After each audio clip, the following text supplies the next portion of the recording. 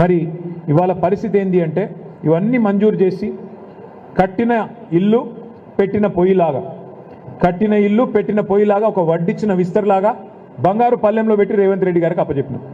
ఆయన చేయాల్సిందల్లా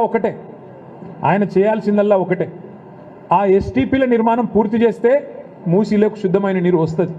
ఆ శుద్ధమైన నీరు కిందికి నల్లగొండకు పోతుంది, భువనగిరికి పోతుంది, కింద మొత్తం నల్లగొండ జిల్లా పాత నల్లగొండ జిల్లాకు పోతుంది. ఎక్కడ కూడా ఏ బాధ లేకుండా రేవంత్ రెడ్డి రూపాయి కూడా ఖర్చు పెట్టే అవసరం లేకుండా కింద ఉన్న నల్లగొండ రైతన్నలకు కూడా లాభం జరుగుతుంది. ఆనాడు గతంలో ఉన్న మరి ప్రభుత్వాలు పట్టించుకోకపోయినా తెలంగాణ వచ్చిన తర్వాత కేసీఆర్ గారు పట్టించుకొని కింద నల్లగొండ రైతులకు కూడా న్యాయం చేయాలి, పైన హైదరాబాద్లో కూడా మూసి ప్రక్షాళన జరగాలని చెప్పి మంచి ఉద్దేశంతో ఈ కార్యక్రమం చేసినారు. ఈ క్రమంలో సుధీర్ రెడ్డి గారు ఒక ఆలోచన చేసినారు.